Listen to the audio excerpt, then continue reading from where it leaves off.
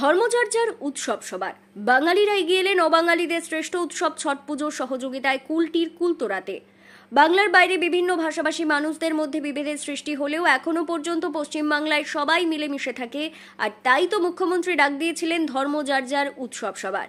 আর এবার সেই অনুপ্রেরণাতেই বাঙালিরা এগিয়ে এলেন অবাঙালিদের শ্রেষ্ঠ উৎসব ছট পুজোর জন্য সহযোগিতা করতে। এমনিতেই আসানসোল মিশ্র সংস্কৃতির অঞ্চল, এখানে বাঙালি অবাঙালি নানান ভাষাভাষী মানুষ একত্রে থাকে। অনেকেই মিনি ভারতবর্ষ বলে আসানসোলকে। আর এই মিশ্র সংস্কৃতির অঞ্চলে ছট পুজো দুর্গাপুজোর মতোই বড় উৎসব হয়ে ওঠে অবাঙালিদের কাছে। কিন্তু কুলটির কুলতোড়া অঞ্চলের সামনাসামনি কোনো ছটঘাট ছিল না। ছটব্রতী অবাঙালি মানুষদের অনেক দূরে মাথায় ঝুড়িতে পুজোর সামগ্রী নিয়ে ছট পুজো করতে যেতে হতো।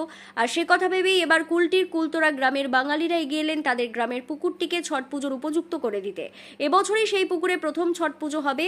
আর সেই মতো শুরু হয়েছে পুকুর পরিষ্কার পরিচ্ছন্ন করা, ঘাট নির্মাণ, লাইট লাগানো, ম্যারব ঘাটানো, আরও কত কি।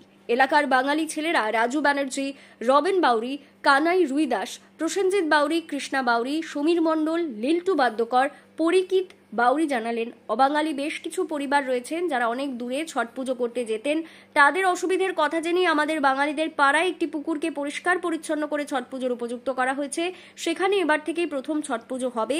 বাঙালিদের এমন উদ্যোগে খুশি এলাকার বাঙালি মানুষজন। বাড়ির সামনে ছট পুজো করতে পেরে তারা এই উদ্যোগকে স্বাগত জানিয়েছেন।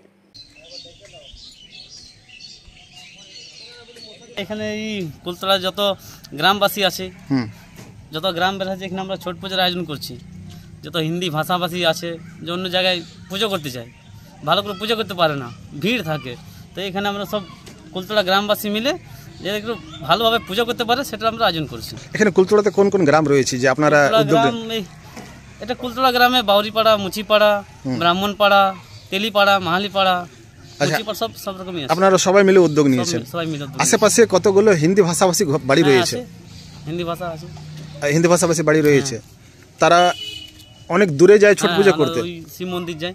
আচ্ছা, তারা যেন ভালো করে পুজো করতে পারে সেই জন্যই এখানে উদ্যোগ নিয়েছি পুজো। আপনারা এখানে উদ্যোগ নিয়েছেন। এই পুকুরটার কি নাম?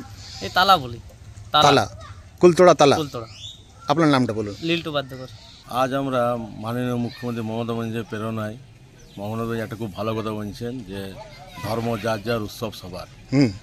সেই প্রেরণায় আমরা আজকে এখানে একটি ছট পুজো আয়োজন করেছি সবাই মিলে। কারণ এখানে আশেপাশে অনেক হিন্দিভাষী আছে, তাদের অনেক অসুবিধা হয় অনেক দূর যেতে।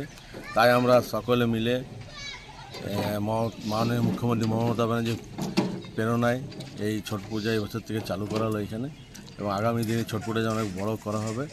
এবং আমাদের যিনি কাউন্সিলর আদিনাথ পুজন্ডী বাদলদা, উনি আমাদের বলেছেন নানাভাবে সহযোগিতা করবেন, এবং আমরা সবাই মিলে এই ছট পুজোটা আগামী দিনে অনেক বড় করার চেষ্টা করব। তো আপনারা এখানে বাঙালি কটা পাড়া রয়েছে? আমাদের এখানে মোটামুটি বাঙালি প্রায় পুরো পাড়াটাই বাঙালি পাড়া এটা।